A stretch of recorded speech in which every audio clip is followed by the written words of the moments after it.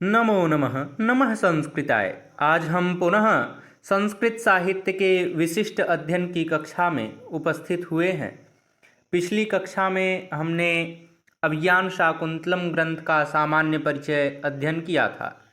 इस कक्षा में हम यूजीसी नेट जेआरएफ के पाठ्यक्रम में संकलित वेणी संहारम ग्रंथ का सामान्य परिचय अध्ययन करेंगे। अन्य स्थानों पर भी जहाँ कहीं वेणी संहारम ग्रंथ पाठ्यक्रम में है उसके लिए भी यह बहुत महत्वपूर्ण है और लगभग विभिन्न परीक्षाओं में इससे भी कुछ ना कुछ प्रश्न जैसे या किस विधा का ग्रंथ है, इसका उपजीव्य ग्रंथ क्या है, इसमें किस रस की प्रधानता है, इस प्रकार के भी प्रश्न पूछ लिए जाते हैं। तो आज हम वेणी संहारम ग्रंथ का अध्ययन प्रारंभ करते हैं। वेणी संहारम ग्रंथ के लेखक हैं महाकवि भट्ट नारायण। भट्ट नारायण की एकमात्र कृति है वेणी संहारम। इन्होंने केवल एक ही ग्रंथ लिखा है और यह नाटक विधा का ग्रंथ है। इसमें कुल 6 अंक हैं और यह वीर रस प्रधान नाटक है। इसमें दुशासन द्वारा अपमानित द्रौपदी के द्वारा अपनी वेणी खोल दिए जाने पर भीम यह प्रतिज्ञा करते हैं कि दुशासन की छाती का लहू पिएगा और प्रतिज्ञा के पूर्ण हो जाने पर दुर्योधन के खून से रंगे हाथों से द्रौपदी की वेणी को बांधेगा। इसी घटना के आधार पर नाटक का नामकरण वेणी संहारम हुआ। इसका उपजीव्य ग्रंथ है यह महाभारत के सभा पर्व, उद्योग पर्व एवं शांति पर्व से लिया गया है। इसके नायक हैं भीम और भीम इसमें धीरोधत्त कोट के नायक हैं। यह भी प्रश्न बहुत महत्वपूर्ण है कि वेणी संहारम ग्रंथ के जो नायक भीम हैं वह किस कोटि के नायक हैं। तो भीम धीरोधत्त कोट के नायक हैं। इसकी नायिका हैं द्रौपदी। प्रधान रस है वीर। इसमें गौड़ी रीति का प्रयोग है और इसमें एक यह भी प्रश्न बहुत महत्वपूर्ण है कि इसका कंचुकी कौन है। तो इसमें देखिए 2 कंचुकी हैं, एक जयंधर है और एक विनयंधर है। जयंधर युधिष्ठिर का कंचुकी है और विनयंधर यह दुर्योधन का कंचुकी है।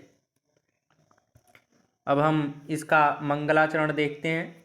इसका जो मंगलाचरण है वह नमस्कारात्मक मंगलाचरण है और इस ग्रंथ में कुल 3 मंगलाचरण हैं। पहले में हरिचरण स्तुति की गई है, भगवान विष्णु की स्तुति। देखते हैं, इसका उच्चारण करते हैं। निषेधैरप्येभिर्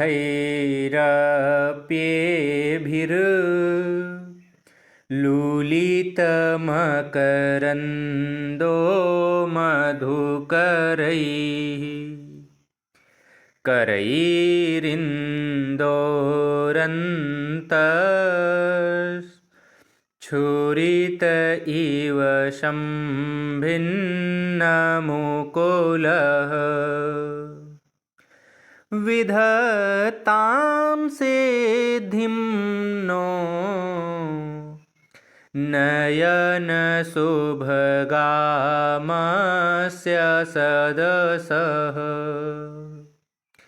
प्रकीर्णः पुष्पाणां हरिचरणयोरञ्जलिरयम्। इस पहले मंगलाचरण में भगवान हरि की चरणों की स्तुति की गई है और यह शिखरणी छंद में है। जो दूसरा मंगलाचरण है वह शार्दूल विक्रीडित छंद में है। इसमें भगवान श्री कृष्ण की स्तुति है।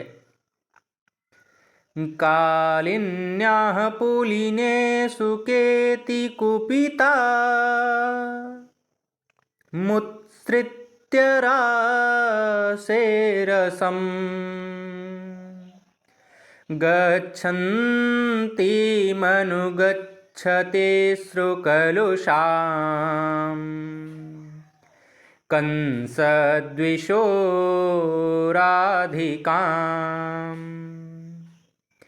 तत्पादप्रतिमानिवेशितपद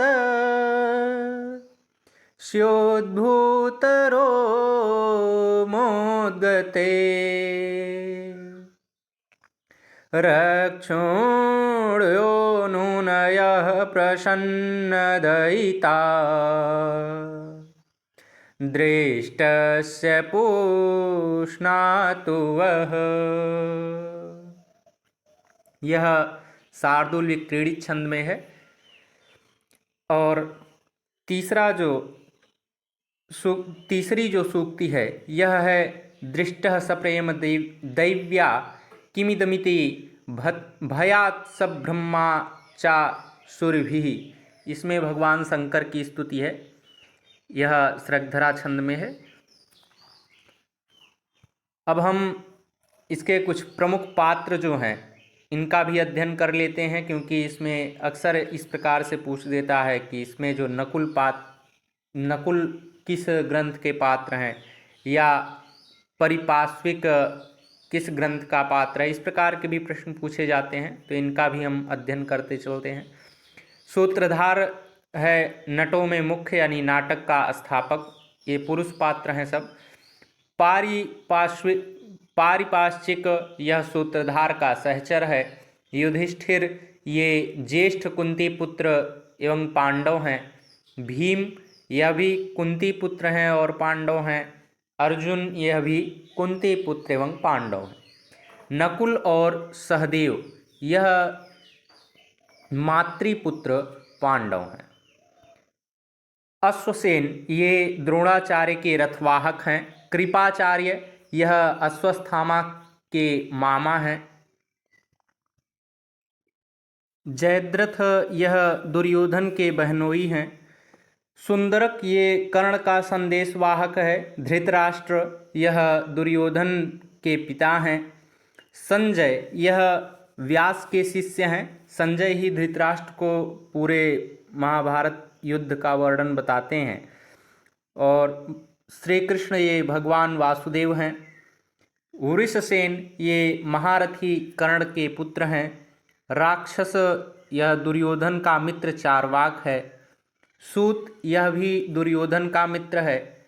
विनयंधर यह कौरवों का कंचुकी है। अश्वत्थामा यह द्रोणाचार्य के पुत्र हैं। दुर्योधन कौरव के राजा हैं। पांचालक ये पांडवों का संदेशवाहक। रुधिरप्रिय यह पांडव पक्षपाती राक्षस है। और कर्ण यह राधा सूत की स्त्री से परिपालित दुर्योधन का मित्र है। अब इसमें कुछ स्त्री पात्र भी हैं, जिनमें द्रौपदी पांडवों की स्त्री पांचाली हैं और यही इस नाटक की नायिका भी हैं। बुद्धिमतिका यह द्रौपदी की दासी हैं। चेटी यह भी द्रौपदी की दासी हैं। भानुमति यह दुर्योधन की रानी हैं।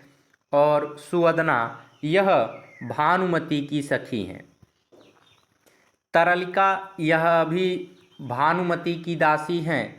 प्रतिहारी यह दुर्योधन की परिचारिका है। दुशला यह जयद्रथ की स्त्री एवं दुर्योधन की बहन है। माता पात्र जो इसमें है वह जयद्रथ की माता हैं। गांधारी यह दुर्योधन की माता हैं। और वसागंधा यह पांडव पक्षपातिनी राक्षसी है। यह इस ग्रंथ के कुछ प्रमुख पात्र हैं। देखिए, किसी भी ग्रंथ का परिचय जानने से पहले उसकी कथा को जानना बहुत आवश्यक होता है। तो यहाँ पर हम वेणी संहारम ग्रंथ के कथा का सारांश भी श्रवण कर लेते हैं। इस ग्रंथ में मुख्य बिंदु है कि इसमें दुशासन द्वारा अपमानित द्रौपदी के द्वारा अपनी वेणी खोल दिए जाने पर, यानी अपने केस को खोल दिए जाने पर, भीम यह प्रतिज्ञा करते हैं कि वह दुशासन की छाती का लहू पिएंगे और प्रतिज्ञा के पूर्ण हो जाने पर दुर्योधन के खून से रंगे हाथों से द्रौपदी की वेणी को बांधेंगे, यानी चोटी को बांधेंगे। इसी घटना के आधार पर यह नाटक वर्णित है। और इसमें हम इसकी कथा वस्तु कुछ संक्षिप्त में देख लेते हैं। यह प्रथम अंक इसका प्रारंभ होता है। भगवान श्री कृष्ण पांडवों की ओर से संधि का प्रस्ताव लेकर एक दूत के रूप में धृतराष्ट्र के राज दरबार में जाते हैं, परंतु दुर्योधन भगवान श्री कृष्ण के संधि प्रस्ताव को ठुकरा देता है और उनका मजाक उड़ाते हुए तथा अभद्रता का प्रदर्शन करते हुए भगवान श्री कृष्ण को बंदी बनाना चाहता है। भगवान श्री कृष्ण के इस अपमान से युधिष्ठिर समेत भीम आदि सभी पांडवों का क्रोध पराकाष्ठा पर पहुंच जाता है। द्वितीय अंक में अभिमन्यु वध के अनंतर, अभिमन्यु अर्जुन के पुत्र हैं और अभिमन्यु के वध के अनंतर दुर्योधन अपनी प्राण प्रिया भानुमति से मिलता है और भानुमति अपशगुन सूचक स्वप्न दर्शन से व्यथित है। दुर्योधन अपनी विभिन्न काम क्रीड़ाओं की ओर उसका ध्यान आकृष्ट करता है। तभी भावी अमंगल की सूचक भयंकर आंधी आती है और दुर्योधन के रथ की ध्वजा टूट जाती है। इसी समय अर्जुन की जयद्रथ वध की प्रतिज्ञा से घबराई जयद्रथ की माँ व पत्नी दुर्योधन के पास आकर के जयद्रथ की प्राण रक्षा की प्रार्थना करती हैं और दुर्योधन उन्हें आश्वासन भी देता है कि मैं उसके प्राणों की रक्षा करूंगा। तृतीय अंक में रुधिरप्रिय राक्षस व उसकी स्त्री के संवाद से द्रुपद, भूरिश्रवा, सोमदत्त, भगदत्त प्रभृति आदि अनेक योद्धाओं समेत द्रोणाचार्य के वध की सूचना मिलती है। द्रोणाचार्य के वध से अश्वत्थामा बहुत आक्रोश में आ जाता है। कर्ण के बाणों से आहत होकर अश्वत्थामा कर्णवध को उद्यत हो जाता है। कर्ण भी लड़ाई करने पर उतर जाता है और तब दुर्योधन किसी तरह से दोनों को समझा बुझा करके दूर करता है। यह तीसरे अंक की घटना है।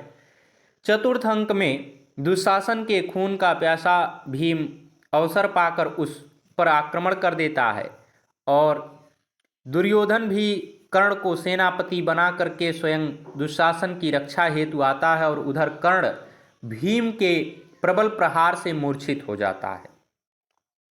मूर्छा दूर करने पर कर्ण के सेवक सुंदरक से उसे दुशासन की मृत्यु का समाचार मिलता है। पंचम अंक में धृतराष्ट्र तथा गांधारी दुर्योधन को सांत्वना देते हुए संधि कर लेने का आग्रह करते हैं, लेकिन दुर्योधन का उदात्त अहंकार संधि करने के लिए सहमत नहीं होता। इसी समय युद्ध भूमि में भयंकर कोलाहल होता है और शल्य के मुख से कर्णवध की सूचना प्राप्त होती है। इस पीड़ा से दुर्योधन मूर्छित हो जाता है, क्योंकि दुर्योधन को पता था कि कर्ण को मारना इतना आसान नहीं है। इसी समय दुर्योधन को ढूंढते हुए भीम वहां पहुंचता है और दुर्योधन उरुभंग की प्रतिज्ञा पूरी करना चाहता है। बीच में अश्वत्थामा मृत कर्ण पर आक्षेप करते हुए भीम से युद्ध करने की दुर्योधन से अनुमति मांगता है, परंतु दुर्योधन यह कहते हुए वहां से चला जाता है कि अब मेरे मरने के बाद अपनी अभिलाषा पूरी करना। यह पंचम अंक की घटना है।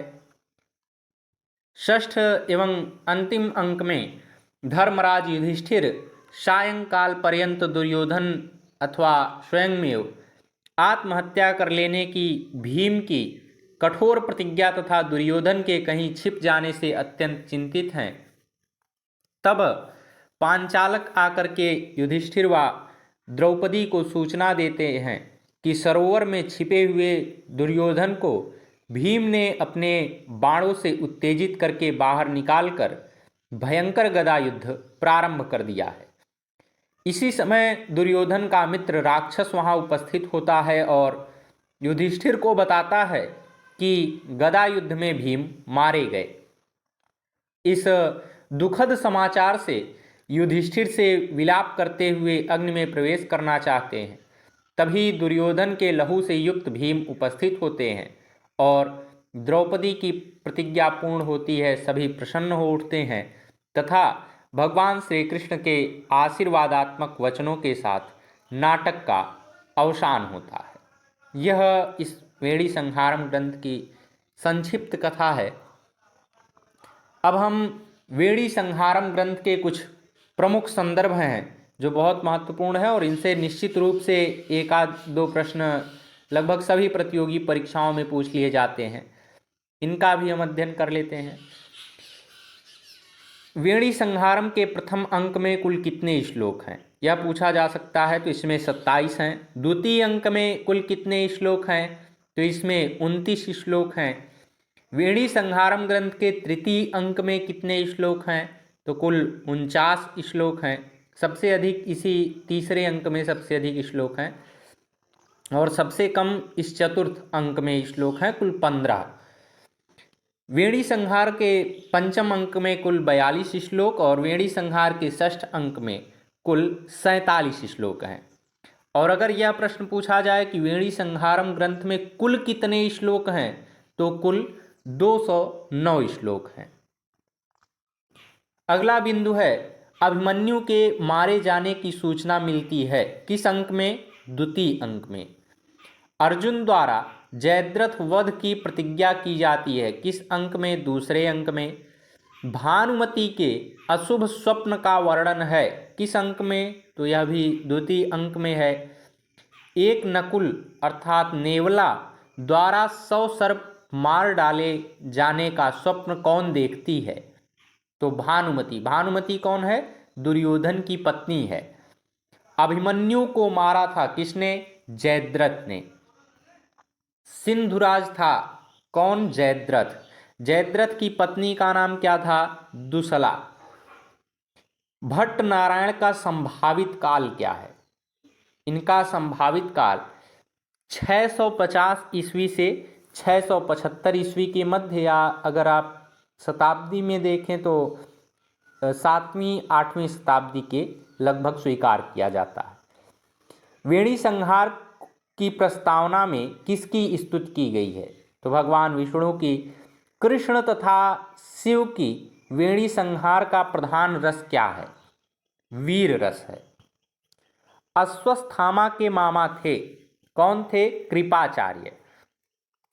संजय के साथ गांधारी धृतराष्ट्र दुर्योधन को संधि के लिए प्रेरित करती है किस अंक में, पंचम अंक में। संजय, गांधारी और धृतराष्ट्र ये तीनों लोग मिल करके दुर्योधन को संधि के लिए प्रेरित करते हैं और कहते हैं कि आप संधि के प्रस्ताव को स्वीकार कर लीजिए और युद्ध मत करिए। लेकिन दुर्योधन का अहंकार इतना अधिक था कि वह इन तीनों लोगों की भी बातों को ठुकरा देते हैं और फिर युद्ध का परिणाम इतना विनाशक होता है।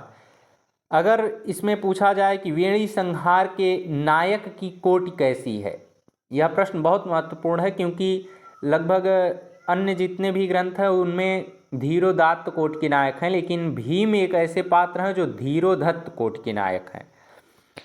महाभारत युद्ध पर आश्रित नाटक है वेणी संहारम। द्रोणाचार्य छल से मारे जाते हैं किस अंक में, तृतीय अंक में। दुर्योधन कर्ण को सेनापति बनाता है तृतीय अंक में। भीम और सहदेव के संवाद से प्रारंभ होता है प्रथम अंक। प्रथम अंक का प्रारंभ जो होता है वह भीम एवं सहदेव के संवाद से प्रारंभ होता है। पांडवों की तरफ से संधि का प्रस्ताव लेकर कौरवों के पास कौन गए थे, तो भगवान श्री कृष्ण। यह हम लोग महाभारत की कथा में देखे हैं कि भगवान श्री कृष्ण जब पांडवों को भूमि देने के लिए दुर्योधन स्पष्ट मना कर देता है, वह कहता है कि मैं इन्हें कोई भी गांव देने के लिए तैयार नहीं हूं, तो भगवान श्री कृष्ण जाते हैं और कहते हैं कि ठीक है, अगर आप आधा राज्य नहीं देना चाहते हैं तो आप कुछ गांव ही दे दीजिए, 5 गांव दे दीजिए, उतने में ही पांडव अपना राज्य चलाएंगे। लेकिन दुर्योधन को वह भी स्वीकार नहीं होता और वह भगवान श्री कृष्ण के प्रस्ताव को ठुकरा देता है। दुशासन की छाती फाड़कर भीम द्वारा उसके रक्तपान किए जाने का वर्णन है किस अंक में, तृतीय अंक में। कर्ण के पुत्र वृषसेन का वध अर्जुन करते हैं किस अंक में, तो चतुर्थ अंक में। वेणी का अर्थ है चोटी और संहार का क्या अर्थ है, तो संवारना। कर्ण का वध अर्जुन करता है, किस अंक में? पंचम अंक में। दुशासन और दुर्योधन को मारकर द्रौपदी की चोटी बांधने की प्रतिज्ञा कौन करता है? तो भीम करते हैं। भीम के भय से दुर्योधन सरोवर में छिपता है, किस अंक में? षष्ठ अंक में। श्री कृष्ण दूत बनकर कौरवों के पास जाते हैं, यह किस अंक की घटना है? तो यह प्रथम अंक में। दुर्योधन के सरोवर में छिपने का पता लगाता है कौन? सहदेव। भीम और दुर्योधन का गदा युद्ध होता है षष्ठ अंक में। हस्तिनापुर से निकाले जाने पर युधिष्ठिर ने किस स्थान पर निवास किया था? तो इंद्रप्रस्थ में। यह प्रश्न भी बहुत महत्वपूर्ण है कि हस्तिनापुर से जब उन्हें बाहर निकाल दिया जाता है तो महाराज युधिष्ठिर किस स्थान पर निवास किए थे? तो इंद्रप्रस्थ में। दुर्योधन का मित्र कौन था? चारवाक। गदा युद्ध में भीम के मारे जाने की मिथ्या खबर युधिष्ठिर को कौन देता है? चारवाक देता है। दुर्योधन ने भीम को विष मिश्रित भोजन दिया था वृकप्रस्थ में। वह स्थान जहाँ पर पांडव जुए में अपना सर्वस्व हार गए थे वह स्थान है इंद्रप्रस्थ। राक्षस राक्षसी संवाद का वर्णन किस अंक में है? तो तृतीय अंक में है।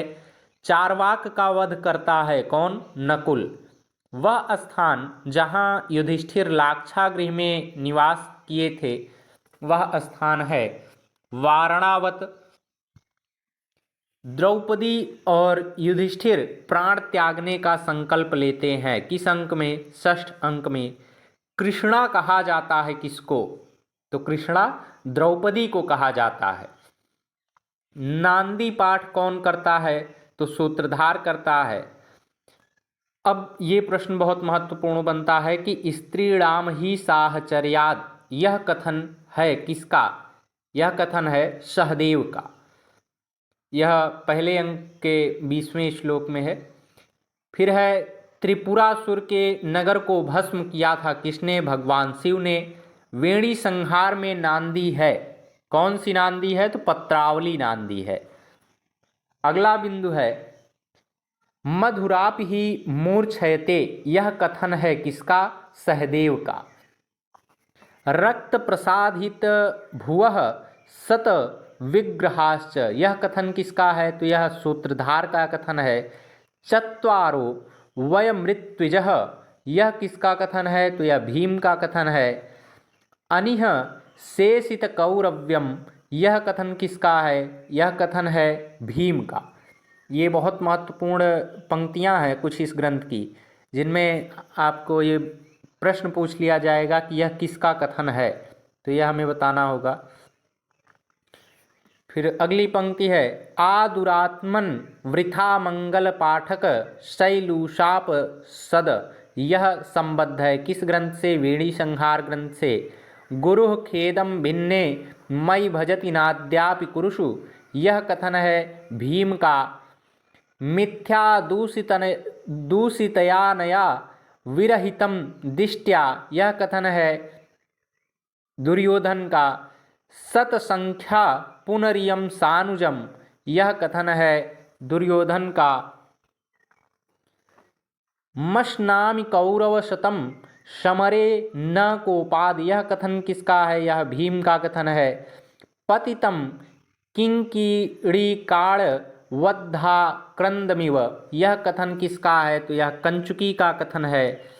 संधिम करोतु भवताम नृपतिम पड़ेन, यह कथन किसका है? तो यह भीम का कथन है।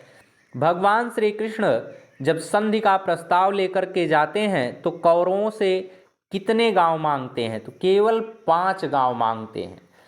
प्रथम गांव का नाम क्या था? इंद्रप्रस्थ। द्वितीय गांव का नाम था वृकप्रस्थ।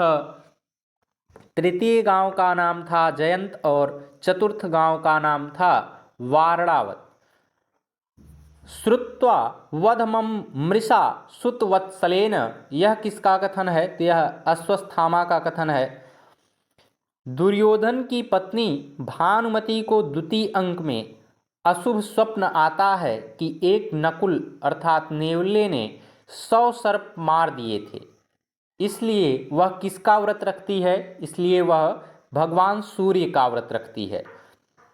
वेणी संहार का तृतीय अंक राक्षस मिथुन वृत्तांत, यह किसका उदाहरण है? तो यह प्रवेशक का उदाहरण है। अब हम वेणी संहार ग्रंथ की कुछ प्रमुख सूक्तियां हैं।